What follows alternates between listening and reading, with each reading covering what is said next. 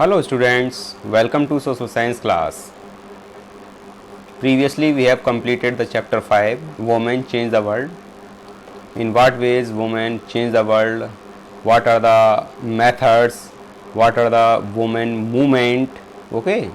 So all the tactics that they use in the women movement, and what are the women who did a lot of effort for the upliftment of the women society. So now we will do exercise of this chapter. So first question is, how do you think stereotypes about what women can or cannot do affect women's right to equality? Question ये पूछना चाह रहा है कि किस तरीके से ये stereotype that women can do और कैन नॉट डू वुमेन की राइट टू इक्वलिटी को किस तरीके से अफेक्ट करता है, किस तरीके से प्रभावित करता है.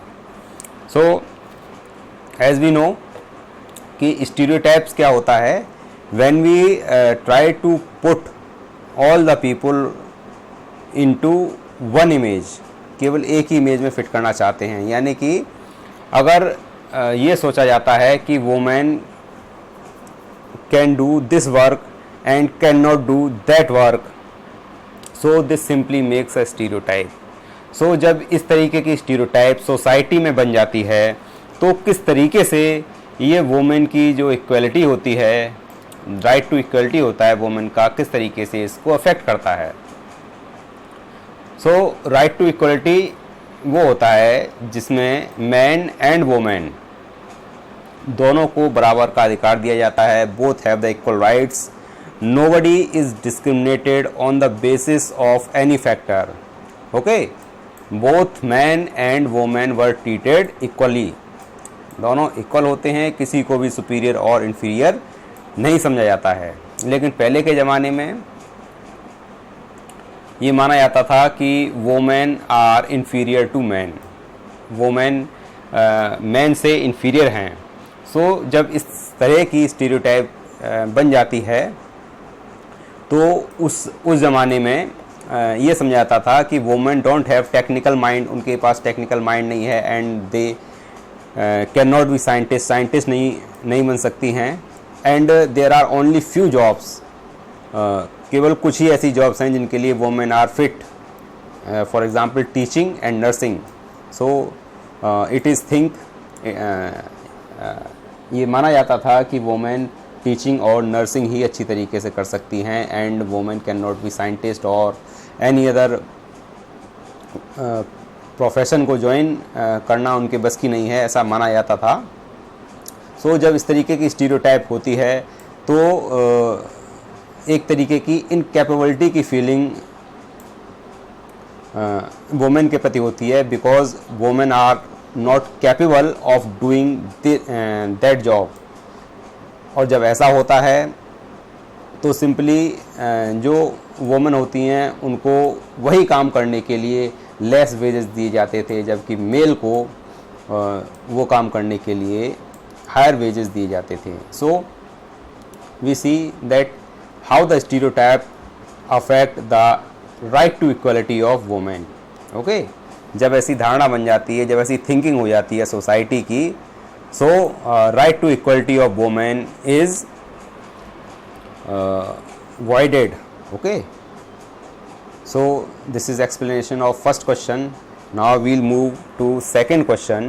List one reason why learning the alphabet was so important for women like Rasundari Devi, Ramabai or Rokia Hussain. We have discussed all these women in the explanation of the chapter. जब chapter को explain किया था तब हमने इन सभी को discuss किया था. Okay, Rassundari Devi, Ramabai and Rokeya Hussain.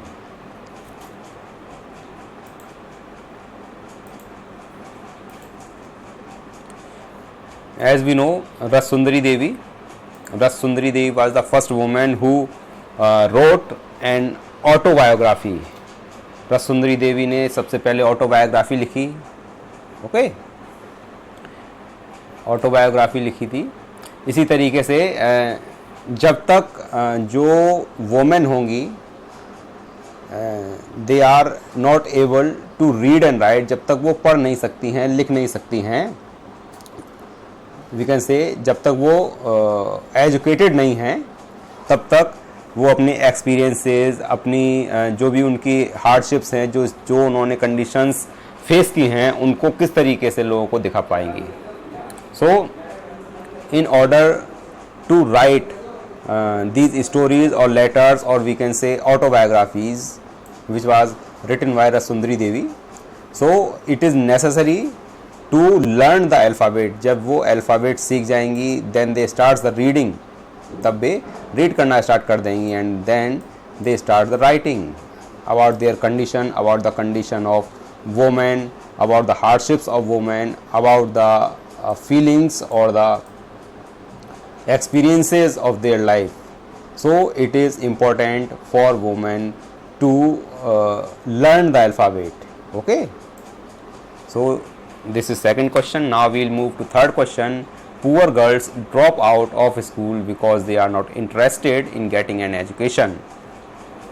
Reread last paragraph on page 62 and explain why this statement is not true.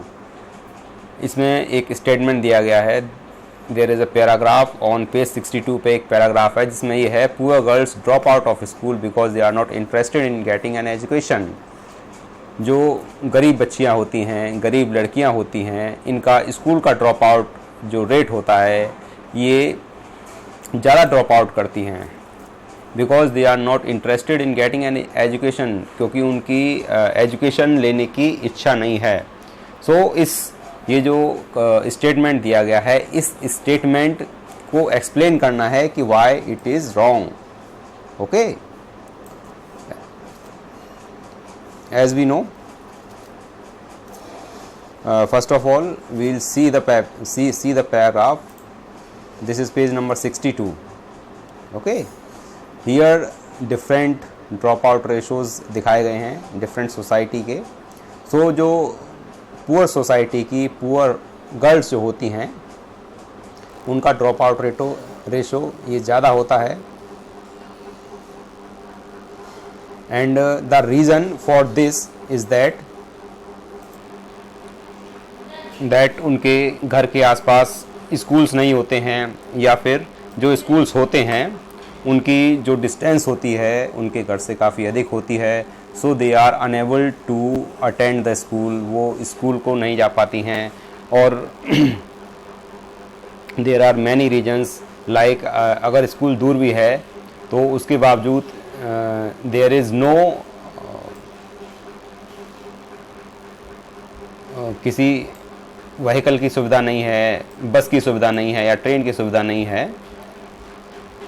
और नंबर ऑफ़ स्कूल्स काफ़ी ज़्यादा कम हैं, और वी कैन से कि उनमें जो रेगुलर टीचर्स हैं वे उनकी संख्या काफ़ी अधिक कम है.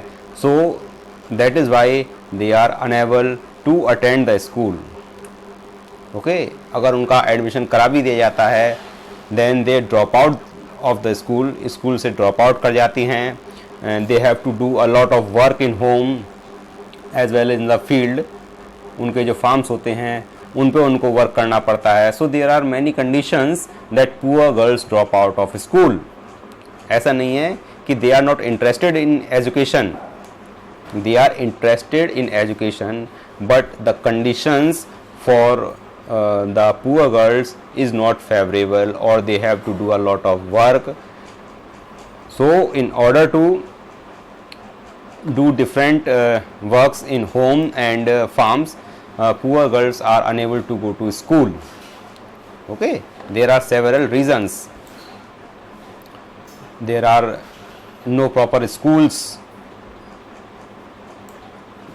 in the villages, and there are also lack of teachers की कमी है, which are on regular basis. Okay, so there are a lot of reasons for the poor girls drop out of schools. Now we will move to next question. Can you describe two methods of struggle that women's movement used to raise issues? At least 2 methods बताने हैं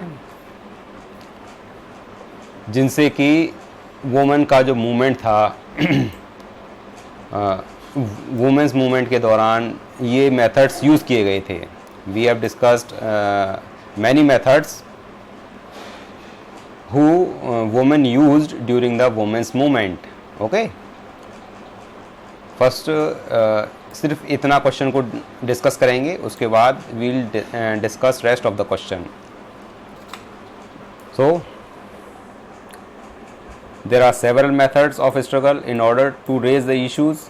First is campaigning, okay, and second is protesting. There are many other methods we have discussed, but we are mentioning only two because in this question only two methods of struggle were asked. So campaigning is an important part of the women's movement. Women it fights discrimination and violence against women.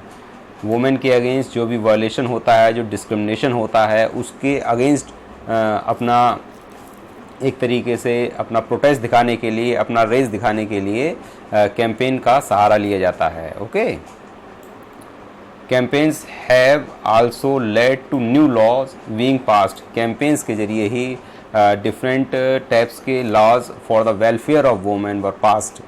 For example, in 2006 a law was passed to give women who are prey to domestic violence some legal protection.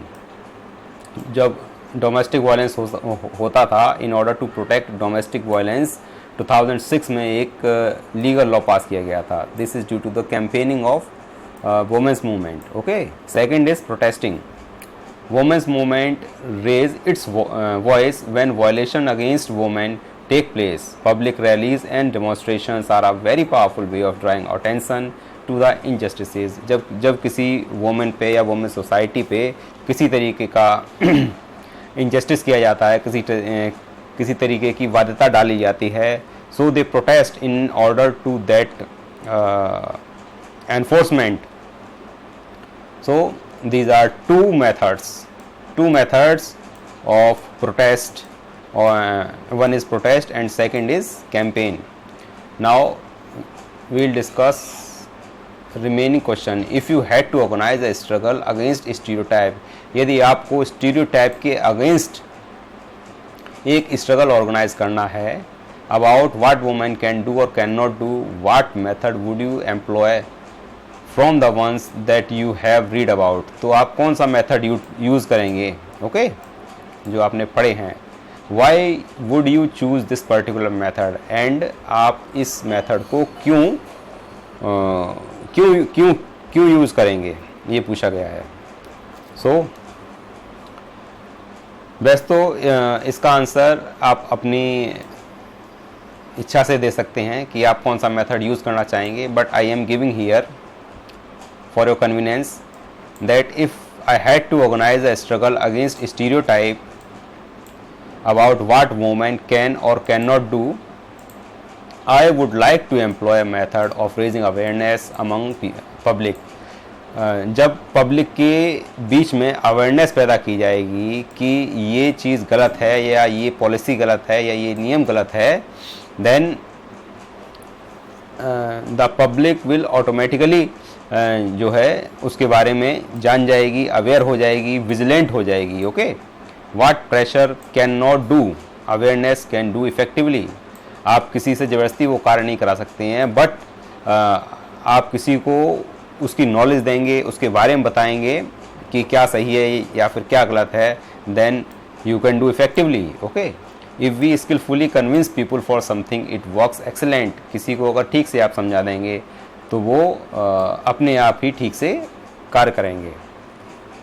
We can brain wash the common mass through street plays, songs and public meetings. It is a permanent solution to a problem. Okay, so this is the answer of this question. It is a little descriptive, काफ़ी थोड़ा बड़ा हो गया है, but आपको कुछ भी रटना नहीं है. You have to only understand what question want to say. Okay, आपको सिर्फ ये समझना है कि किस तरीके से क्वेश्चन को अटेम्प्ट करना है. सो बेसिक अंडरस्टैंडिंग पे ये चारों क्वेश्चंस हैं. This is question number 4 and in this book only 4 questions are given. but we'll do extra questions.